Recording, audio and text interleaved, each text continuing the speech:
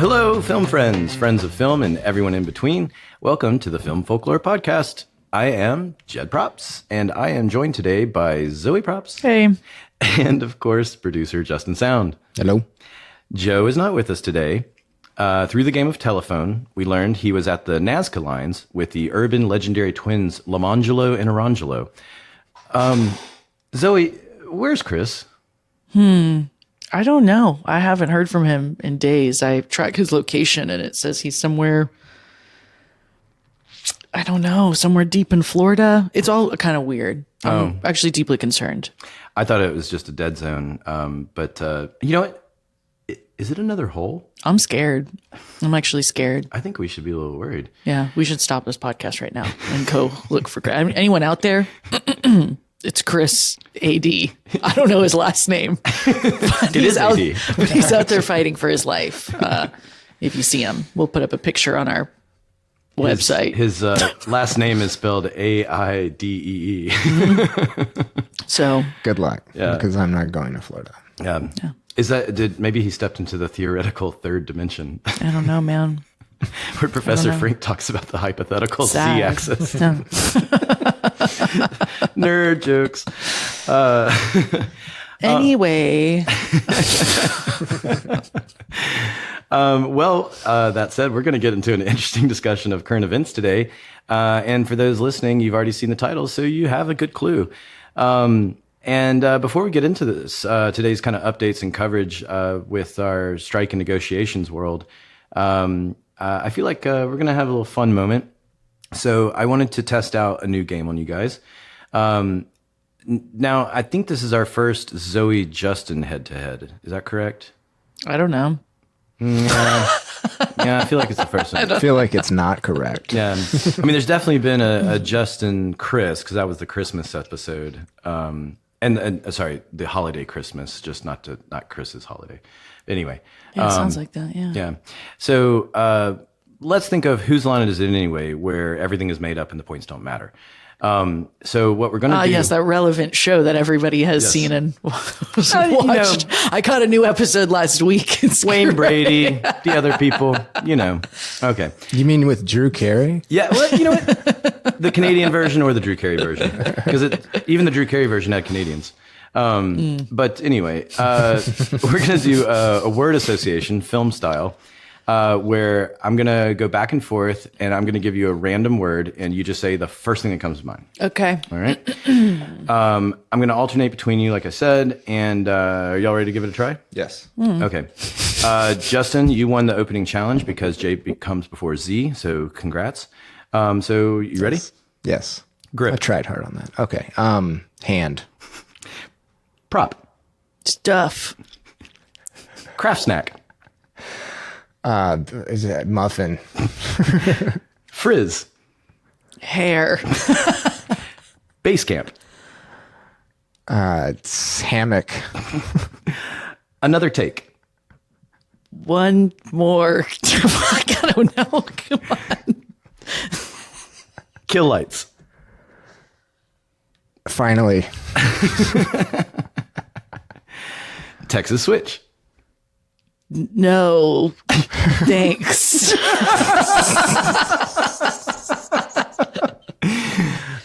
Fratter No thanks. All right, very good. No thanks to all. No. And let's see, let's tally that up. And it's a tie. Good job, y'all. We won. All right, so that was fun. Just trying to switch it up. So Texas, switch it up. Texas switch it up, am I right? And we're going to do zero explanation for what half of that meant. Just know that it's film stuff. I'm sure we'll cross it at some point. So without further ado, let's talk union today. And we're finally, you know what? We didn't even need Chris and Joe because they're not IATSE. We're IATSE. So what a perfect day for them to miss. They're actually not allowed. That's true. They're not missing it. We told them they can't sit with us. It was nicknamed the No They would have ADs been Club. Yeah. And we put a picture of Chris on it. And for some reason, it looked like Jared AD.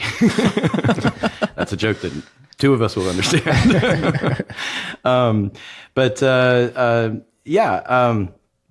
So Without further ado, let's welcome back Simonette and Dave Scenic, who today we're going to have union chat. So welcome again, you crazy devils. Welcome. Ew.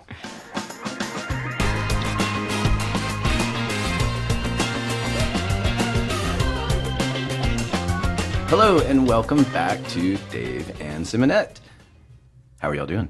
Great. We're good. It's been a wonderful week. Thanks for having us back. Yes. Zoe watched a lot of movies this week. And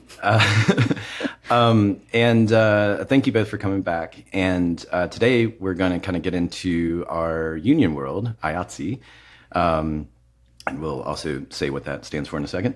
Because I always forget to say out the acronyms that we're saying all the time. For those who don't know, we are in the midst of our current world of negotiations. And we're in a little bit of a unique negotiation period for different reasons, which we'll get into. And before we get going, for those who don't know, because we didn't really say it last time, we kind of kept it a secret, but Simonette, you are our business agent. That's right. At Local 478. Y'all come down and see us.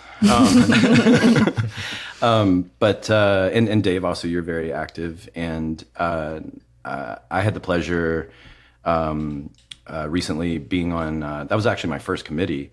And I was an alternate, which I'll say was the only thing that was kind of weird. You have to watch and listen, but you don't really do anything because you're just sort of a pinch hitter. But I really admired a lot that Dave was saying in the committee, and it perked up my ears because you had a lot of great input and content and everything. Thanks. And we'll get into some Appreciate of that. I guess what's a good way to start it? I guess maybe, Simonette, do you want to speak a little bit to what we are as IATSE? What is our union? We've in previous episodes we've covered the writers, the actors, the directors guild, and so we've kind of been following along with the negotiations and the strike. So, how does IATSE play into our film world? Yeah, we're an industry of unions, which is a pretty unique thing. And it's a lot of powerful unions with a lot of specialized, incredible skills. We are the International Alliance of Theatrical Stage Employees, Moving Picture Technicians, Artists, and Allied Crafts. That's a mouthful. I feel like you've said that before. Yeah, just a few times. And we're the union behind entertainment. We're the below-the-line folks that work in the film industry. And so everyone from the folks behind the camera to the folks that build the sets, we cover most of the below-the-line workers, besides PAs. Mm-hmm. Can you speak to below the line and what is below the line and what is above the line? Yeah, sure. So above the line, salaries are considered salaries that are the bosses, like producers and people that are not like rank and file crew members that are hired on for a specific task. Above the line folks are more in the business of bringing a project to fruition, and they often have financial stake in the game. So producers, sometimes actors, sometimes directors. And I've kind of heard as a similar comparison, if anyone thinks about military, it's like officers versus not officers. That's in right. A way. Is kind of a way to water it down. So right now we are in the midst of negotiations, and we are also designed a little bit differently because we are very, very largest, and we're in locals, which we should probably talk about a little bit. But we're also in a series of negotiations that, like, there's the West Coast. Is it the Alliance? I forget the nickname. The Hollywood Basic Locals. The Hollywood Basic Locals. Yeah. Will you speak a little bit to our design makeup, and then where the negotiation processes are started for us? Sure. So there are different contracts throughout IATSE, and IATSE covers not only people in the film and television world, but also people in the stage world and broadcast and event work. But these contracts that we're concerned with right now are for the film and television world. And they are negotiated every 3 years. So the contracts, I should say, plural, that are being negotiated right now are the Hollywood Basic Agreement and the Area Standards Agreement. The Hollywood Basic Agreement covers 13 locals that are on the West Coast. So it's primarily folks that are out in California. And their locals are broken up in a different way than our locals are. So they're broken up by craft. The different locals that they have cover different groups of crafts. Whereas in the rest of the country, most of the rest of the country, save for New York, most of the rest of the country is covered by the Area Standards Agreement. And within the Area Standards Agreement, there are different locals, different union, groups that are considered studio mechanic locals. And Local 478 is a studio mechanic local, and we cover a variety of different crafts. So with the Hollywood 13, you can't really jump around to different crafts very easily. With our local, you can. I started out as a sculptor, but then I was able to easily move over I didn't have to jump through any hoops to become a scenic artist. But in LA, those would be two different unions. Actually, the sculptors aren't even covered by IATSE. They're covered by a completely different union up there. The sculptors and plasterers, Local 755. Wow. Yeah. So, it's a different world. It's a different structure out there. But here, we cover, so it's kind of easier to talk about what Local 478 doesn't cover for the crafts, because we cover a lot of different crafts. We do cover everything from the construction department, the art department, except for production designers and art directors. We cover grip and electric. We cover props and sound, video assist, all these different, crafts, teachers. We do not cover the camera department. We do not cover hair and makeup. We do not cover production designers and art directors. And we do not cover certain crafts like Local 161 would cover in the production office coordinators and accountants and script supervisors. Local 478 does cover those crafts for Local 161 in Mississippi. Specifically, strangely, we do. So it's a little bit of a complicated thing because we cover so many different crafts. When you come into the world of being involved in the union, you are able to educate yourself on all the different crafts by talking to so many different people. And I think that's what's so cool. One of the many cool things about being a part of a union is that you're part of this larger group that is all geared towards benefiting each other. You're part of a community, and you get to learn about each other and all the different types of jobs there are in film.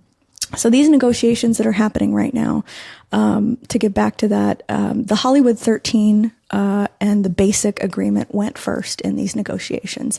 And these are historic negotiations for a couple of different reasons. This time around, there was a lot more unity in going to the table. This is also the year that the Teamsters are renegotiating their contract, and the Hollywood Basic Crafts, which are other crafts like the Local 755 plasterers and sculptors, for example,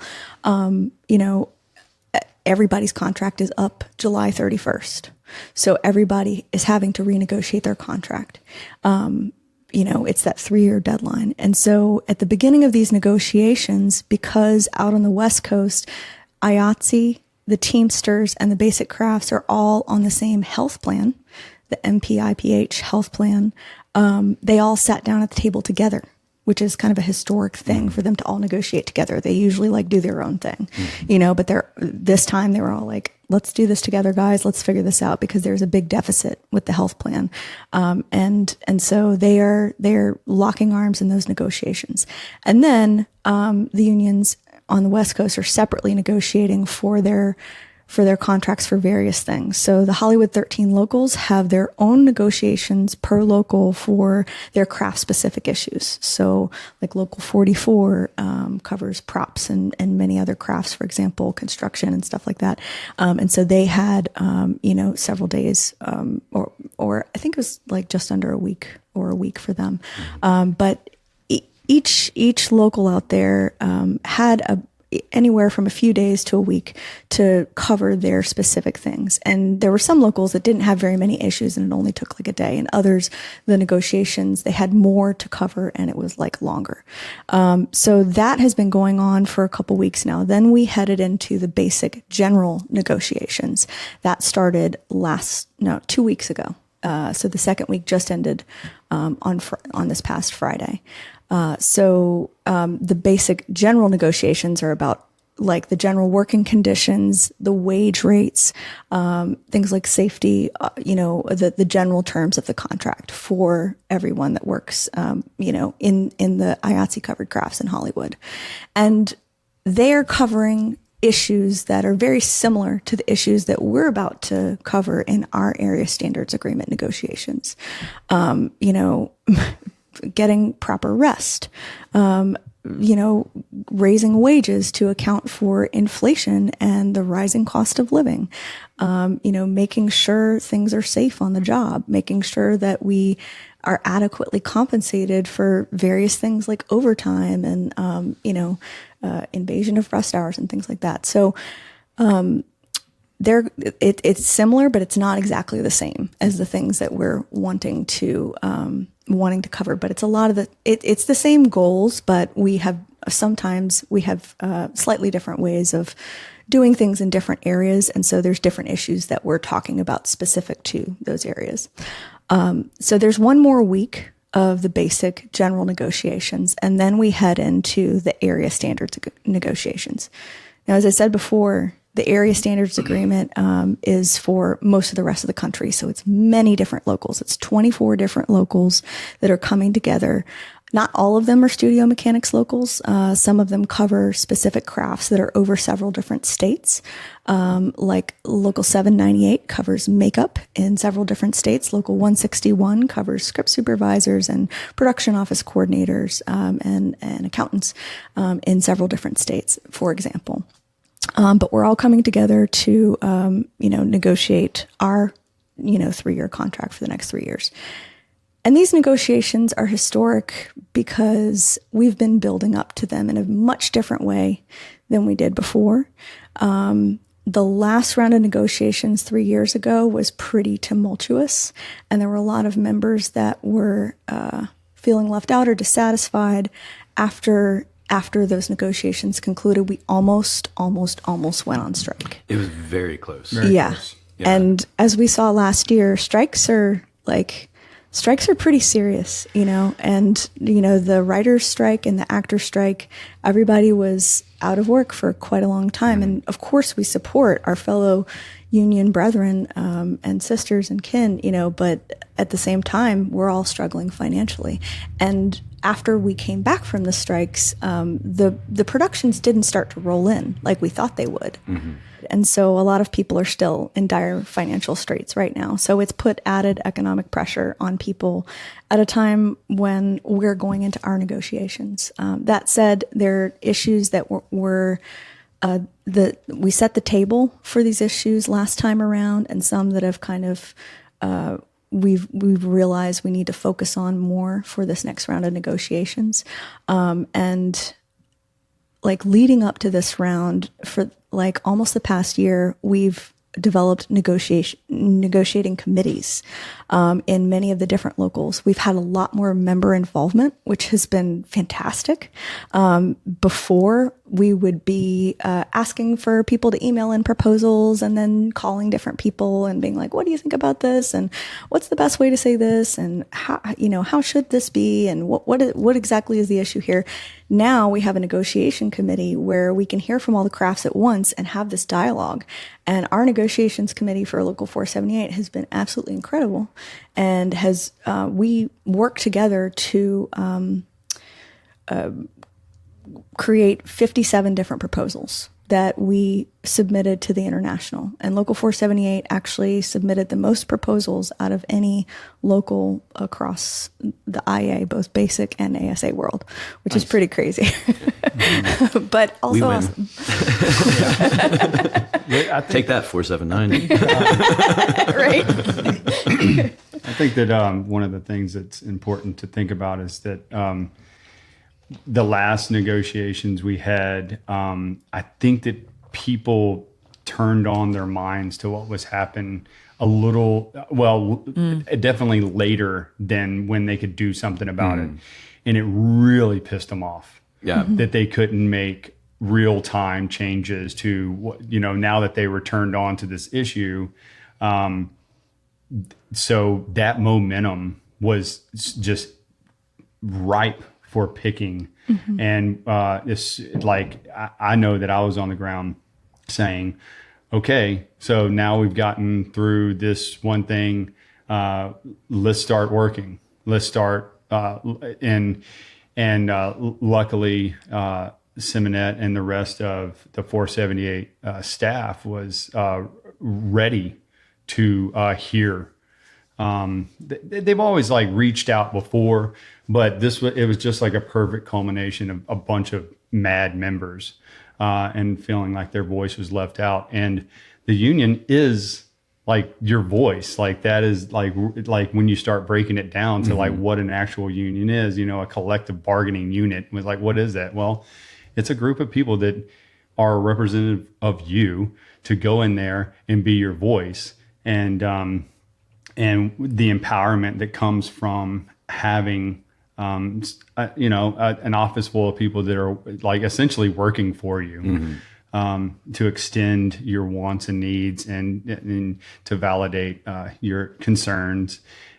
This has been a great change in just the culture of membership in itself. So, kudos to the office staff, but also kudos to all the members for getting out of this like kind of dreamy, like we've said last week, we're changing the way things are actively right now and the way that things are perceived, and we want a better life, and I think we're all willing to stand up and fight for them now. Yeah. Yeah, that's I'd say, I guess for non-industry people, maybe we could compare us to, like, we're basically a representative democracy. We have elected officials that represent the union body and is intended to carry out the general wishes of the voting body. So we're very democratic. But one thing that, and I guess I can, using that same comparison, there can sometimes be a disconnect between, your representatives and the voting membership. And kind of speaking to what y'all were just talking about, the last round of negotiations, I felt like was the most hyper aware in general our membership has been. Like previous negotiations, it kind of felt like people were tuned out or something like that, you always hear, I'm as guilty as anybody, but sometimes, you'll be like, oh, I guess it's a rubber stamp, 3% kind of world. And, kind of what you were saying earlier, Simonette, one example, I guess, extrapolating on what you were listing, because we're coming out of COVID and pandemic and inflation skyrocketing, that 3% doesn't do. We would be losing money, in the world. So obviously that becomes a very important talking point, and it's sort of it should be a no-brainer, and hopefully it will be. But there's a lot that how can I say, I guess looking at last year, you had a lot of public unity that, like you were talking about, where we're supporting the writers, we're supporting the actors. They're saying nice things about us. You're seeing, what's the Teamster woman? I forget her name. Lindsay Doherty. She's a badass. She is a character. She's a spitfire. More F-bombs than I've definitely heard in a while from a public speaker. Colorful language, Yes. they say. Yes. But she's charismatic. Yeah. Like you want to get behind her. But it was kind of refreshing to see that rare unity where we all are kind of on the same page in a rare moment, you know. I was making jokes that why can't we be our own AMPTP that talks to their AMPTP, and then they collectively talk. So it's like all the guilds and unions, you know, just keep making it more absurd because the AMPTP is absurd. But anyway, I want to take a little bit step back as far as what, for y'all specifically, what caused y'all to get more involved? Like, where did the initial interest come? And then adding on to that question, for you, Simonette, you have a job that sometimes is described as the least desirable job in our union hall, and yet you have tackled it to great success. And it's something that I think would be cool for you to speak to, because you can relate to very few. Oh, how can I say? You're in a small club. Yeah. But yeah, if y'all could kind of say what was the motivator to get y'all more active within the hall? Well, Dave was already kind of an active union member, and I didn't really understand much about unions when I first got in. He was like, oh, you know, you should really join the union. You should get your days. And then I was able to get my days on that first show on Maze Runner. And then when I got in, he's like, it's important for you to go to meetings. And I was like, okay, whatever, you know? And so there was never another option, yeah, basically. Yeah. He was like, we're going. I was like, oh, whatever. Okay, cool. I'll meet these people. It'll be good networking, you know, like Is it like a Rotary Club, or is it Order of the Water Buffalo? What are we doing here? I saw this recent documentary, a really interesting documentary a couple of nights ago at the Historic New Orleans Collection. Everybody should go out or find a way to see it. I don't know if it's on streaming yet or anything, but it's called Join Us or Die. And it's about joining clubs and unions and things like that. And how one of the statistics was that you would live like you were twice as likely to survive the year if you were part of some sort of club. Oh, interesting. And I was like, what? Whoa, that's crazy. But it also talked about how it benefits American democracy. So anyway, segue. Right. That makes sense. Yeah. Yeah. Can I say that? So the what it boils down to is when you're in the shop, I'll just say the shop, wherever it would be, you know, and you hear people testifying about what's happening in the union office and what they're doing with our money, and these people do not go to meetings, and like basically. There's a lot of misinformation, and there's a lot of like, you know, everybody has their own reasons, and they have defenses, and I get it, you know.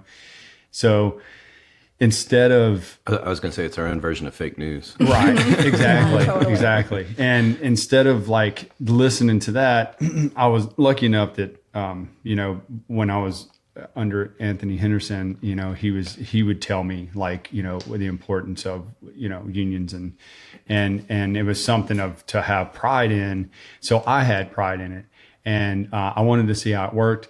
And then I started going, and then I realized like, oh, there's not a lot of people in this room and making decisions with like for the overall whole of everybody. And I think that when I got in, maybe it was like less than 1,000 people, 800, Yeah, maybe something like that. I feel like around 2008 we're in the 800 realm. Yeah, and then it being like we went right into the writer's strike. So then when you came back, and it was like it was a big deal for me because I thought you had to be part of the union in order to get a job and all this kind of stuff.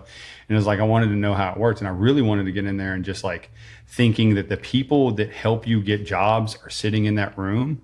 And that is kind of true, but that's kind of just through like, you know, osmosis. You know, you're more informed, so yeah, you'll have a better opportunity to get a job.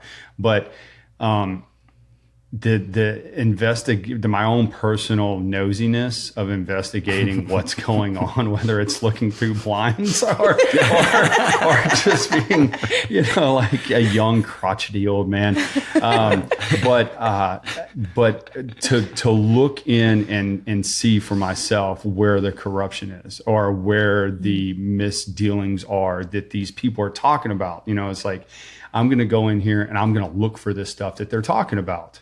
And then I realized that, like, after being there, that's like, this is a whole nother thing. And the weekly or the quarterly meetings, there's 2 every quarter. So there's 8 meetings a year that you can attend. And going to those, I started saying, well, we need it. It's our duty to go to these. So at least we can witness. Mm-hmm. We can be a real witness that can go out and like tell people like kind of what's going on in the union or to battle misinformation.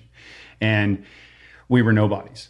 The sculptors themselves, we were all like sculptors at first. It wasn't like Sim and I were in the scenic department. We were sculptors. So we had our sculptor friends, and then there was a lot of like competition with the sculptors.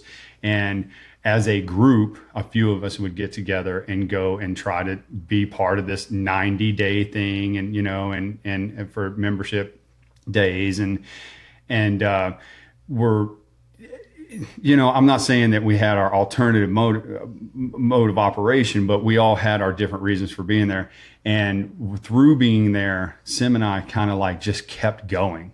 And through like when you're there all the time, eventually the people on, an executive board and people that, are up on the stage, so to speak, see you and recognize your face. They will come and say, hey, would you like to be part of this one thing? Or on this one day, they said, we need delegates to go to District 7, which is all the Southern locals getting together, on Southeast locals getting together. And we need people basically to volunteer right now and to make this happen, because we have so many delegate votes. And Sim and I were in the room, and a bunch of us all raised our hand. And that was kind of a start for early on to get involved. Sim didn't have 18 months. Yeah, I didn't have 2 years or 18 months or whatever it was. But so you became a delegate. I became a delegate. Yeah. And that was 9 years ago, basically. I spent 9 years as an elected position. From when 2016 happened, the flood, the major flood in Baton Rouge happened. Right. Sim and I were, we had taken her Xterra, and it's got 4-wheel drive, and we went and up to the North Shore and got a dinghy that we had we had a sailboat at the time that our uncle had given us, and we took this dinghy and we put it on top, and we're going out and we're gonna get it done. And we picked up another friend that was crazy enough to join us, and we have all this water and all this supplies and stuff, and we're gonna go and save people. You're listening to the origin story of the Cajun Navy. Yeah, pretty much. Well, that's not true for the record. Well, the Cajun Navy was obviously doing more than we were. Right. Yeah, they have bigger boats. I think one of them, or the one that saved our life that day, because we go up, we're close to Perkins and Highland, and we're about to put this. We've inflated one boat. We've inflated the whole thing, and then we've got this other dinghy, and we're about to put it in the water. And he says, well, "What are y'all doing?" And he was like, "We're gonna go back to these people's houses, and we're gonna help them." And he said, "Look at that bass boat wrapped around that telephone pole. The water's too strong." And we're like, "Oh, like we're way out of our depth." Yeah. Mm-hmm. So he said, No pun intended. Yeah. So luckily, so we were like, okay, so we packed everything back up. We need a new game plan. We went around to another area, dropped off the supplies we had to some people with some big trucks and get through some waiting water, and went back home, and then started talking to the local 478 officers about can we do you want to work together on this? And we formed the local 478 emergency response team, and bam, it was like, I don't know, a lot of people got 20 involved. or 30 people. We had a couple different vans. And it just started rolling. And then we had people that were like kind of doing like what is it like Pet that rescue call and- like oh, with yeah. the call center and Yeah.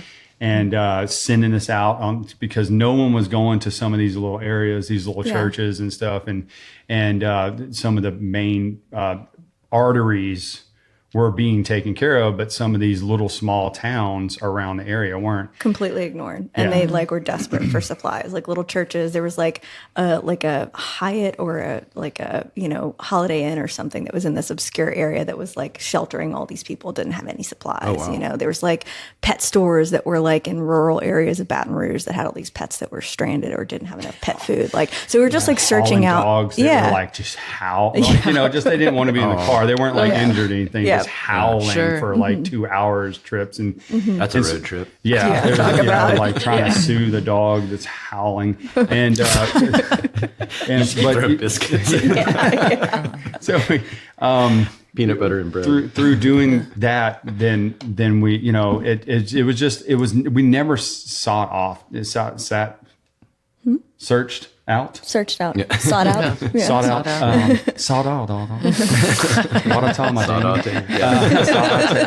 out. We did not sought out to actually hit any of these like higher levels in our local. We're just trying to. We were voluntold most of the time.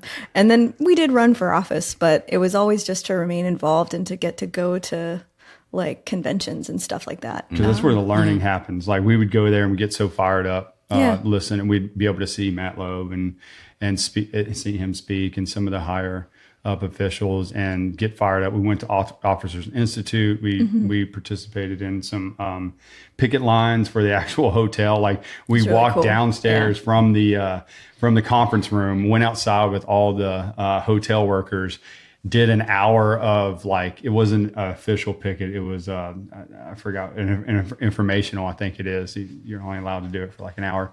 And then we went right back in and went back up to the conference room. But that was the first time that those workers had ever come down the escalator and went in and out of the front door ever. They weren't allowed to do that like at work. And that was in Minnesota. And so all these little things, kind of add up. And then because you're a part of this, then, membership is like starts talking to you and asking you stuff and starts saying what they want. And it put us in a prime position to start turning dials and being a representative of the construction department of Offset. And That's needed. It's really needed. There's not like, I think, enough representation of offset folks. And, I think there was a lot that was said about that in this last round of contract negotiations. But the way that I became a steward, I had no idea what a steward did. And I was working on a show. I was up on a ladder glazing a wall, and someone came by and they were trying to find someone to be a steward on the show. Hey, you want to be a steward? I said, what's that? And they're like, oh, you'll find out. I said, sure. Wow. Oh man, yeah. That's ominous. Yeah, I found out. and what is a steward? A steward is basically the union representative on set. So you're doing your normal job, but you're also the person that is the go-between between the union and the crew. So if there's any issues, you can ask the union, hey, is this something that you can do something about? Right. Our paychecks are late. We don't have enough bathrooms, whatever it is. Against the employer, basically. Yeah, And, yeah. and the steward has the power to basically talk to the UPM. They just have to say, I'm putting Capacity on my as hat. steward, yeah. And it makes a big difference It does. on getting things done. When I am a steward, I'm a very lucky steward because I can just text my wife.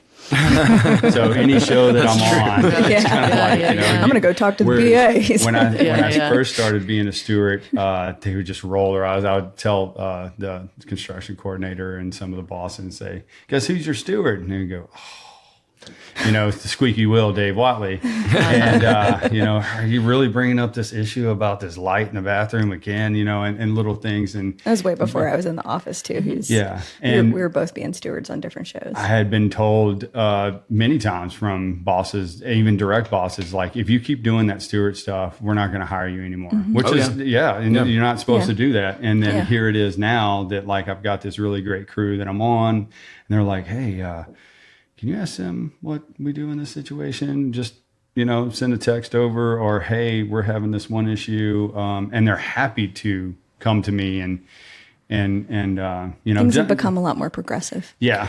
Yeah. And I can speak to that because I used to do steward work, and I had, unfortunately, some bad experiences that I jokingly said to Don. We were actually talking about this before we all got here, but Don had texted me on a show and said, can we pencil you in for steward? And I replied, I'm retired.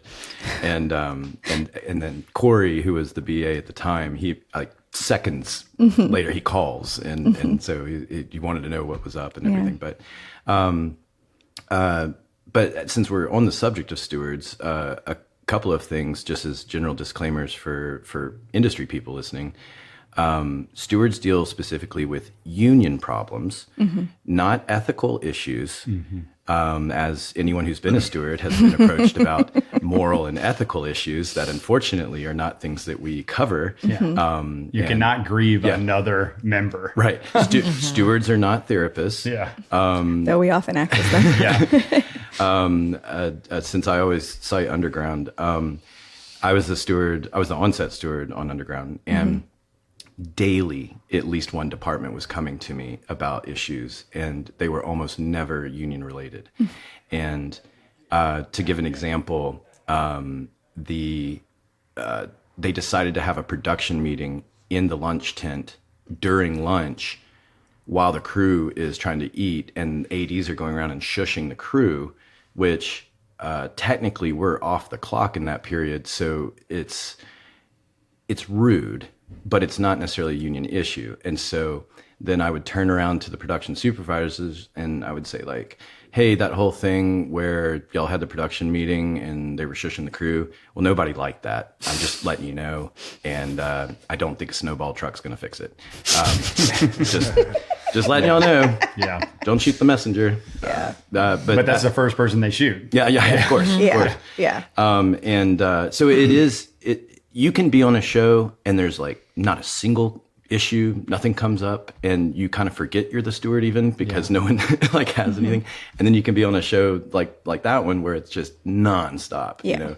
And I mean, if I was honestly ballparking, I would say there's probably 2 union issues that came up in like 9 months or 6 to 9 months. I don't remember. But it is a position that has been evolving, that has gotten more respect over the years. Shout out to Jonathan, on-set dresser, who was a guest on our show.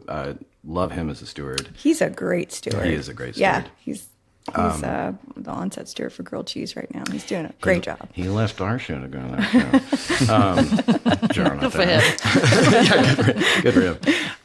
Out of the oven into the frying pan. He's paying for it right now. Yeah. It's a lot of. But kind of starting to wrap us up a little bit. One thing I wanted to ask you both in our union related world. Obviously, having a voice and everything, there's sort of no-brainers to the union world. We mentioned earlier that there's charitable work that we do. We try to be community active. I wanted to add to that we also, one of the benefits of being a member is if you also are in a plight or situation. For example, we had some flooding around New Orleans one time. My car flooded and the hall had damp rid and fans and stuff that I was able to borrow. And so I think that's something that gets kind of off to the wayside a lot. It's kind of like you forget, what are your membership benefits? Lean on the resource. Right. There's so many resources. If you have an issue, call. Like we have incredible people working in the office that have a lot of education outside of they've done an incredible job of hiring some great people. They're there for the membership. Yeah, Like that's the whole point. people forget. You know, Be nice to them Yeah. too. That's the biggest thing. Is like Yeah. a lot of times the people that I'm not saying that all people, but there's a lot of people that when they're in distress, they call up and they're projecting their disdain for the situation that they're Right. in onto the people that are there to help them.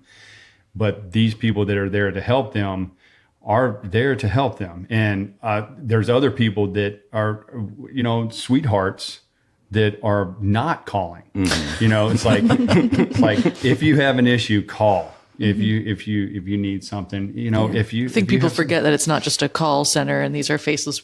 right. These are real It's people. like, no, we live here in town. Yeah, We and- probably know you. Yeah. Yeah. I You think might see people me at forget work. that as Yeah. a rule that like union staff members and union leaders especially are also just people. Like when I started becoming active, I realized that they're just people. They're trying to do their best, but they need all of us in order to do that effectively. But because so many different people have had different ideas about different projects over the years, like we've been able to collectively make a lot of change happen in our union. We're known as a very progressive union. We have a lot of ideas that we've introduced to IATSE as a whole. We're trendsetters. Yeah, and it's something to be proud of. Like the parental leave thing is something that we were the first IATSE local to do. The disaster, 478 disaster response team was another thing we were first, but really caught on with the international. Now they have an international disaster response committee in like different districts. We'll send generators.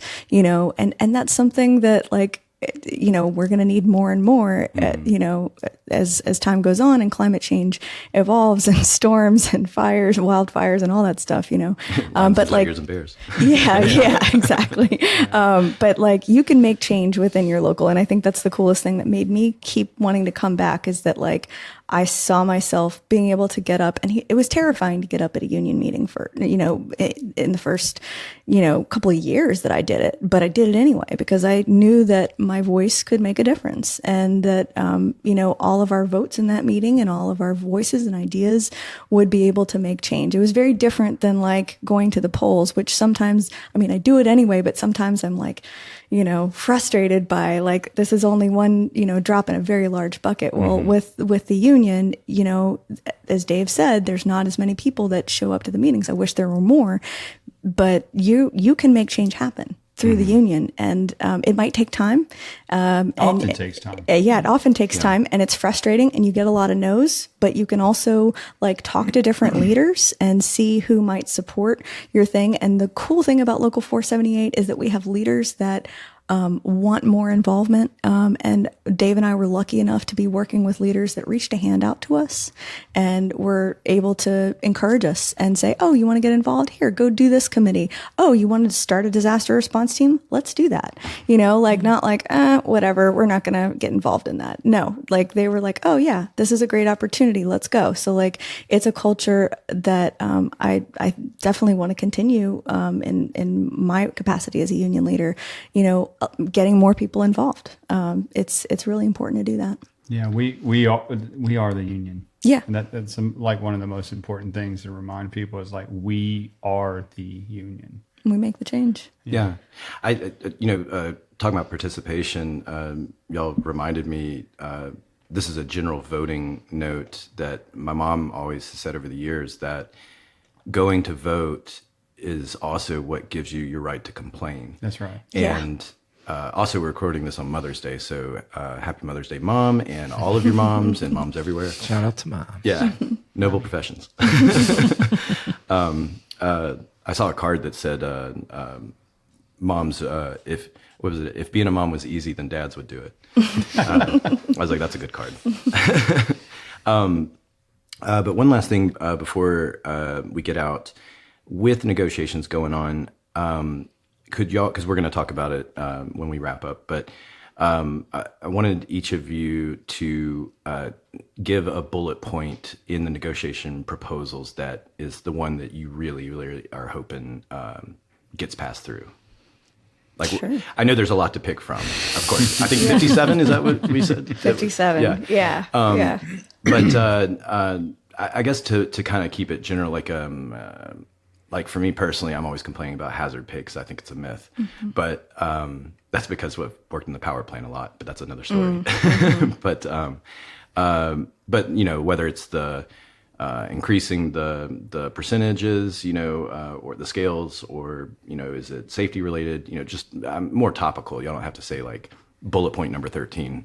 Yeah. I mean, we definitely have to be like a little bit vague about what we talk about because we don't want the employers to know all about our bargaining strategies. Like, vague is good. Yeah. Let's stay general. I guess like my pet proposals are like a lot of them have to do with proper rest, not only for onset but for offset. You know, like we get hit with like a lot of consecutive days, and I've been gathering some, you know, data about that over the last 3 years, ever since the last negotiations, and I kind of made it my like side project to see how we could better represent offset folks, and make sure that they had a voice too. And so gathering, you know, information about issues like, you know, not having proper facilities or, you know, like not having proper rest has been really eye-opening. And talking to people about their experiences just makes me realize why it's so important for us to negotiate these contracts every 3 years, why it's so important for us to have a voice as union members and speak as one. And, you know, like, it's important for us to be able to make sure that we have work-life balance, which is such a foreign concept when you're working on a film, but we should be able to be a little bit more family-friendly and have more balance in our lives. So that's kind of one of many things that are important to me going into this round of negotiations. Yeah, amen to that. What's something for you, Dave? I would say that the idea that in the last negotiations, they tried to undercut us and say that within the 3 years, it would be building up to 3%. And we ended up having, I think it was 9.7% inflation in just that fall. Right.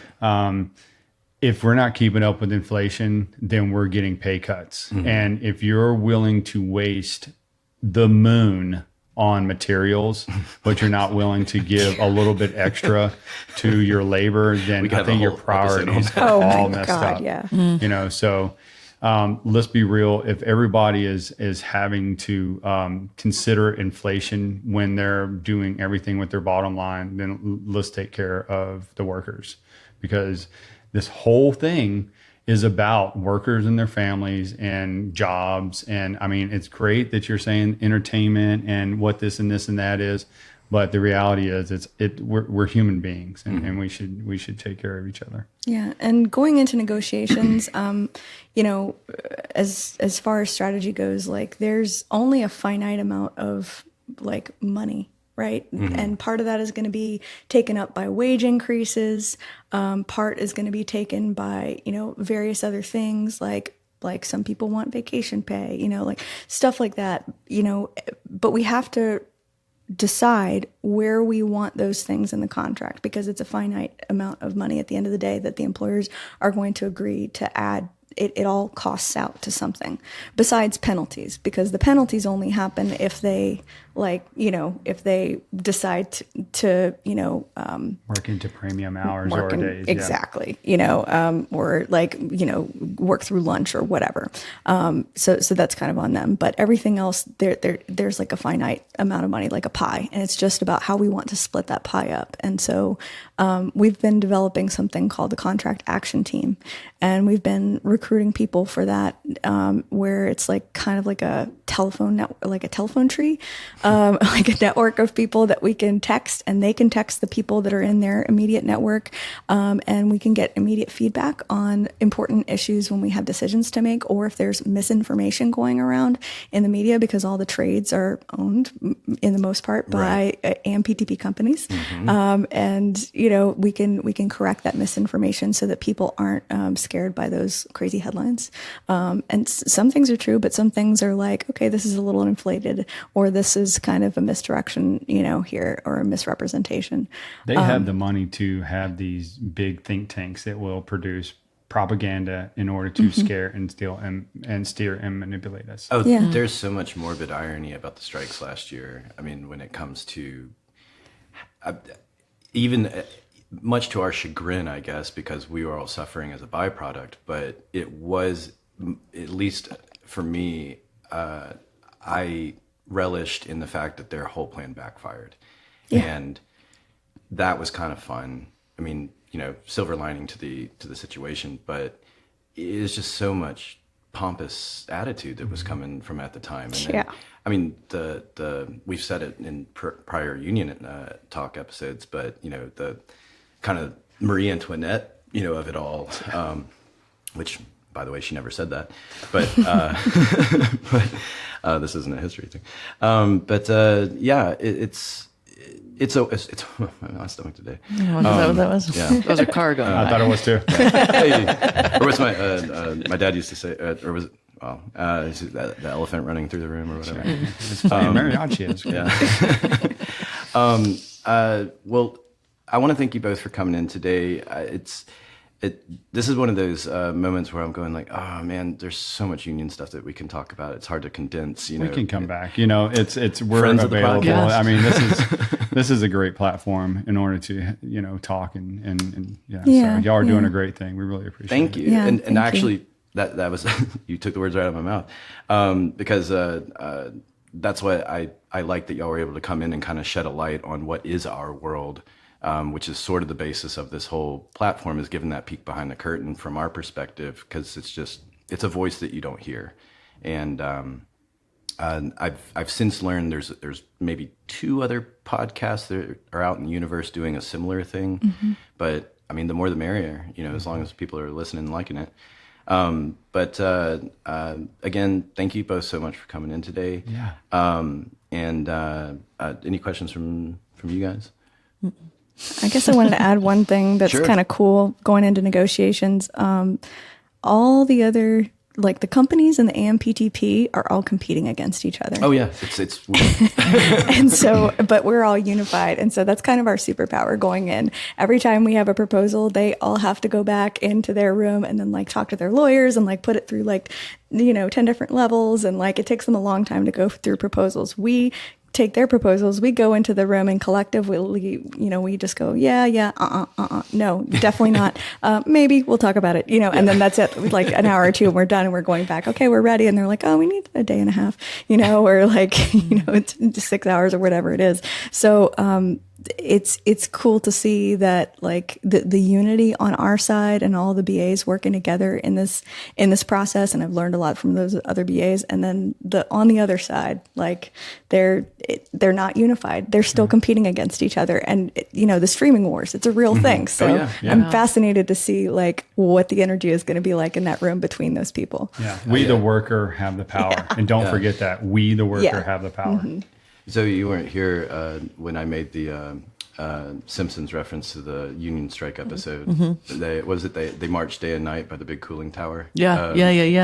Was it they have the something, but we have the power. I don't know. The light. I don't remember. It was my the first. dental plant I'll one. cut it and insert it from the episode where you got it. Thank you. Yes. Thank you. Yes. That's great. We'll march day and night by the big cooling tower. They have the plant, but we have the power. Because the power is in numbers, people. That was my introduction to unions, actually, was that episode of The Simpsons. Oh, wow. Yeah. Same. I guess Flintstones to sort of a degree, if you want to say the water buffalo thing. But Yeah. Simpsons. Everything I've learned from The Simpsons. I didn't need to go to school. Exactly. And so, like, again, like talking about the AMPTP, it's like Burns' lawyer. Like, you ask a yes/no question, and they all have to huddle, and then they go, yes. Exactly. Well, thank you again so much.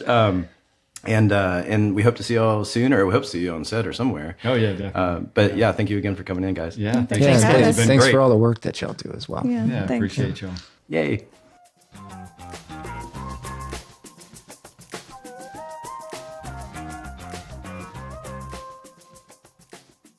All right. That was fantastic and very cool. Thanks again to Simonette and Dave for coming in today.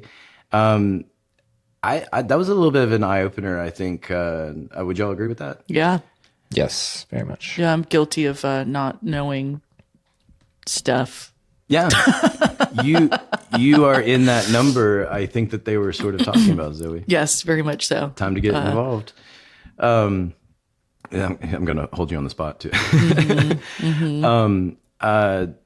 It is like, because I think we're all guilty of it, and we talked briefly on it, but it's easy to complain. We're a society of complainers as Americans in an industry of complainers in the film industry. So we're like super complainers. And I think it's very easy because it's the path of least resistance is just to complain and not get involved. But getting involved is also how you can have a voice and make a difference. If there's something you don't agree with, go to a meeting. That's what they always keep saying. It's the drum they always beat. Also thinking about all the industries that don't have unions. Frankly, this strike and being out of film work and seeking other work, it's like, oh yeah, you guys aren't in a union. You're not protected. That sucks. Yeah. that. Yeah. For anyone that works in a restaurant, like you understand, like that's an industry that the service industry is a non-union world where you can have grueling hours, horrific treatment. There's bad cultures. It can be a really toxic environment, and we also work in a right to right to work state. Yeah, right to work state, where basically it means that you could just fire someone for no good goddamn reason. Yeah, and actually, since you bring that up, we can talk about it briefly. When a show comes into town in a right to work state, and they sign a union contract, in that contract, they're basically saying, we agree to give precedent to union labor first. And it's obviously something that is difficult to enforce, but the idea is that if you're coming here and you're saying you're a union show, yes, it's a right to work state, meaning that anyone can hire anyone. The right to work system was created to circumvent unions, and that is born out of an era where there was a lot of union corruption.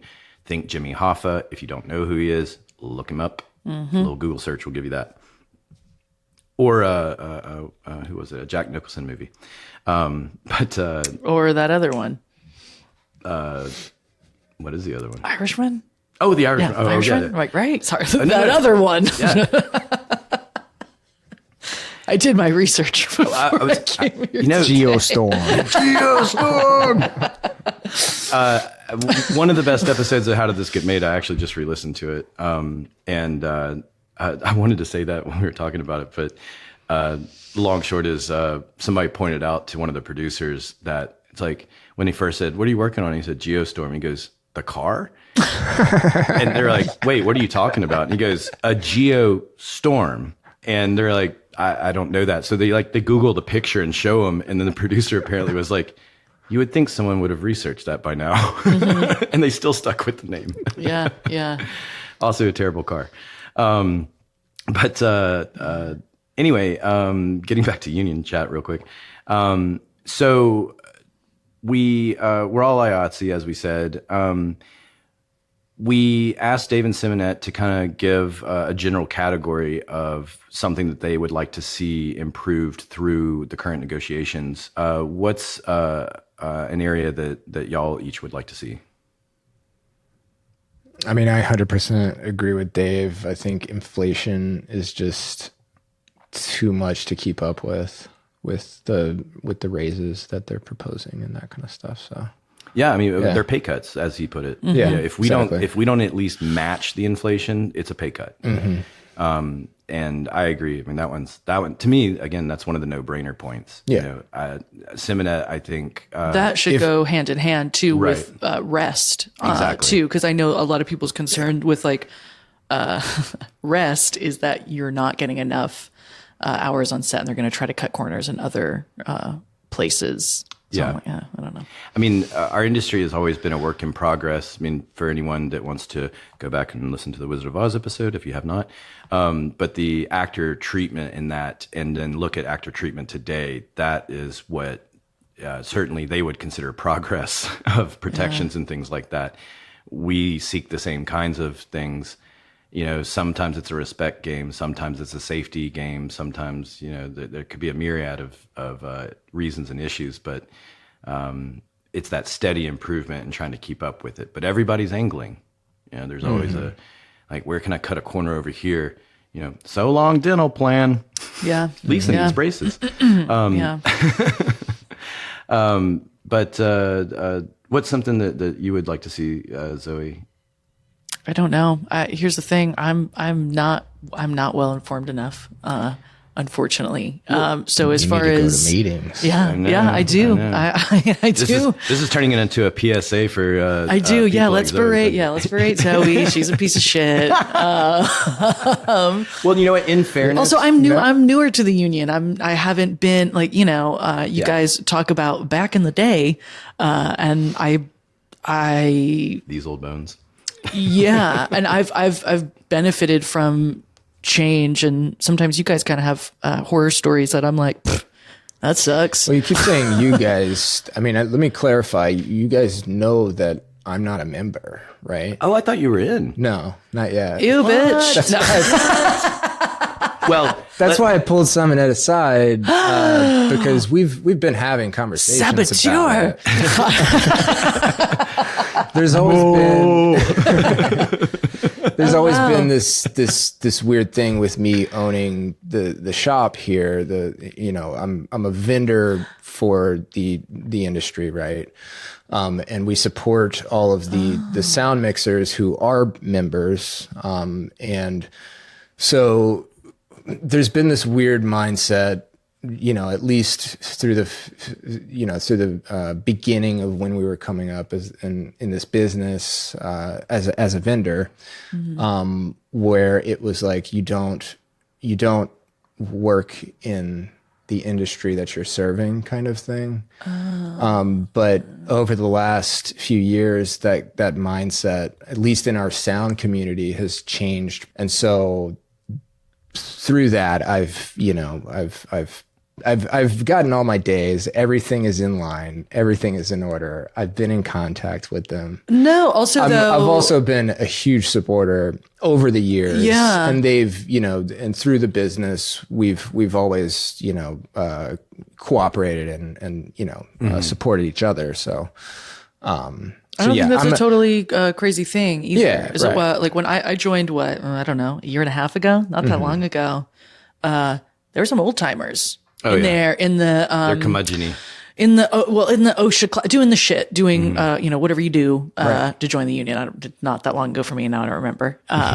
But thinking like, holy shit, there were some dudes in there that had been in the industry for like 10 plus years, and they're just like, well, I just never joined. It never was a problem for me. I've been working with the same crew, blah blah blah blah blah, and we're just finally. And there are some people joining. I thought that was interesting. I don't know. I joined the moment I got all my days. It was like, let's go. I'll say too, there's a weird mindset in Louisiana specifically with it being a right to work state. Yep. There's even active members of the union. I never got this because I've always been a person that's like, okay, no matter what you think about the union, like Dave and Simonette were saying, you're the people that can change it. You know what I mean? So if you're complaining, then change it, right? Yeah. Kind of thing. And so that's why I definitely want to be a part of it. But there's with it being a right to work state, you have people that are like, that literally have told me, you don't have to join. Yeah. You don't have to join. You can reap all the benefits, And that was a thing too. I heard a lot of that, but it was also like, man, when it's it's slow. Yeah. We're talking about hiring people and it's all union. We're not hiring people outside of why the fuck would we? Right. Yeah. Why the fuck would Yeah. Working out of town too, it helps to be in the shame union. I don't know. on- There's so much that Whoever is hiring non-union people right now, shame on them. yes, absolutely. If you are currently working on a union show in the film entertainment industry and you are in a hiring position and you're hiring outside labor, shame on you. That's pretty bad. Yeah, agreed. I'm not a normal rah or anything like that, but I do believe in the solidarity and the unity of it. And there is a group of people we haven't really talked about, which is the sort of, I don't know what you call them, maybe just the absentee group, where they're more or less satisfied with their membership They like their health benefits. They are indifferent about the haul. They don't care. And it's like, and that's fine if that's your prerogative. Like, they're just an absentee in general. They're not a complainer. They're not a participant. They're just sort of like, I joined because I got these amenities, and that's all I really care about. And that's But aren't going fine. all the You know, I don't mind them as the complainers. I think that can be difficult sometimes, but Agreed. yeah. Agreed. Yeah. And there's, especially over the last year with all the strikes and stuff, with how many people have expressed either have gotten out and gone on to different things or have expressed wanting to do that. And, a lot of them are like, what is the union doing for me? You know, Well, what are you doing for them? You know? Yeah. Or for yourself. Or for yourself, right? Rather, man, what are you doing know? for yourself? Yeah. Gosh, even like the classes that IATSE has to offer, it's pretty cool. It's all pretty cool. It's Yeah, pretty cool. the classes. What's been a bummer is there's the very specific classes that I've wanted to take, and the timing has been atrocious for me. And like, for example, like I wanted to do forklift because I've never operated a forklift. I was just talking about how I wanted to be forklift. I want to be certified. Yeah, I want to be forklift certified. Yeah. I mean, often more times than not, I'm working in warehouses these days. Also, just to seem more fuckable. Yeah, Let's be real. Yeah, So that's part of the reason. as a too. soon-to-be single person, I need to keep that in mind. I drive a forklift when I want to. It's not my actual job. Yeah. But I had a buddy. He actually used to work with us. His name is and he moved up to Chicago last year, but he would help us install those bell and light systems all the time. And he would just find a forklift on set and just tell whoever was in charge of it, yeah, I have my license. Did he? He did at okay. one point. Oh, I think it had been probably 5 or 6, maybe 10 years before, like since it had been renewed or something like that. But then, yeah, he would just take it for a drive and it would be fine. good for him. Yeah, I really want to get forklift and certified. I was signed up for it, and they had to reschedule it, and that was like my window. And so by them having to reschedule it, I unfortunately wasn't available at the rescheduling point. And it was like, oh, I was so close. Yeah, you couldn't get your lift on. Very true. Your friend, when they moved to Chicago, did they work on Chicago Hope or Chicago Fire or Chicago Police? No, Chicago he Streets. He did Chicago. Chicago Bear. PD, Chicago FD. The Chicago Bear. Yeah. Yeah, all the sports stuff. The Bears. The Bears. The Cubs. That's I love Chicago when I was there, but I didn't, because we didn't grow up in a baseball world here as far as like major league teams, and having 2 major league teams in one town, and man, depending on where you are in that town, like you need to be careful. Like What are they gonna do? what are they gonna do? They're probably just yell What at are they you. gonna do? At Friendly Midwest World though, I took my New Orleans openness with me, and just strangers on the street, I would just go, hey, it's my first time here. Where do I get a good deep dish? And like everyone's going like, oh, well, you want to People go are over to-" nice in Chicago. I think it's Nicest like big city. creepy, clean New York. Chicago creeps me out. But that was another thing. Creepy clean. It's creepy clean there. Am I the only it's one? clean in a creepy way. In a is what you're creepy saying. way. Yeah. Why is it so Yeah. pristine? Where's the barf on the street? I think That explains why, Zoe, I saw you emptying out your fast food individually, packet wise, and Yeah. everything onto the streets. Yes. Yeah. We got to maximize that trash. Yeah. Fuck that. Fuck this place. Yeah, there's no business being this goddamn clean. It's insulting. It's insulting, really, to all cities out there. Living in a mostly in a broken just city. Louisiana City. Yeah. It's our lovable broken city. Where on the way here to record, there was a man in a motorized what do you call them, like the assist chairs or whatever. But he Was it the guy with the wheelchair that goes 30 miles an hour? Yeah.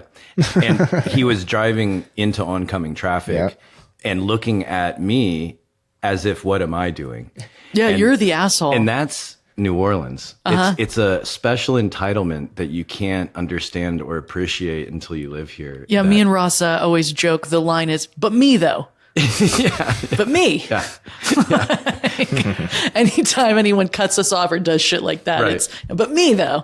Yeah. It's whatever. Maybe it's the New York stereotype of hey, I'm walking here, you know, like that kind of thing. But- I'm walking really fucking slowly here. That's really more like, you know. well, we went off the rails. Any final thoughts? Yay, union. Yeah, unions. Yeah, union. Get forklift certified. Yeah. And you can do that through your local union, I imagine, here. Also, you can. just a last comment from me. For those who are anti-union that might be listening, wanting to have protections and benefits is such a horrible thing. And I'm sorry that we want those things. Like, that's so terrible. What a bunch of jerks. But yeah, I mean, I think this was a good little crash course in the IATSE world, and that kind of leaves Teamsters. We're gonna try and get somebody in here, but that'll wrap us up as far as our strike and negotiation world. The puppeteers union is gonna. I'm kidding. Noble union. Sorry, puppeteers. Yeah. But thank you for listening today, and we'll see you next time. I think Zoe, you got something on your mind. I do. I got something to say. 1, 2, better not sue. We want to hear from you, the audience. Do you have a behind the scenes story? Maybe you work in the industry, or maybe you had a run-in with reduction. You know, you live in New Orleans, New York, whatever, and some PA stopped you on the way to work and it was annoying. We want to hear about it. We want to hear about all of it. We love all the stories. Write us and maybe we'll read it on the show. Or maybe you just want to tell us that you love us, or you really hate us, and you want to fact check us because we're wrong about a lot of things. You can troll us, whatever you want to do. You might even want to guess where Joe or Chris are on any given day of the week. You can do that by emailing us at filmfolklorepodcast@gmail.com. It's filmfolklorepodcast@gmail.com. We do indeed want to hear from you. You can also find us on the social media. Instagram is Film Folklore Podcast.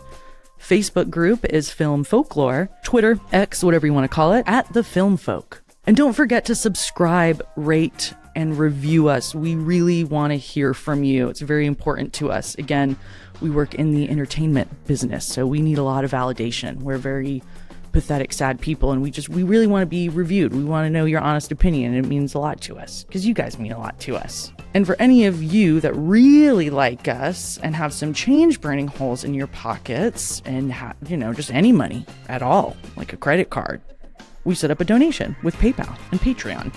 Links are in the show notes of this episode and our website. Money helps us do more fun things, and we want to entertain you. Money helps you do more fun things, which helps us do more fun things, which is also helping you have fun. And it would be really nice. And we love you. Thank you. All right, thanks everybody. Bye.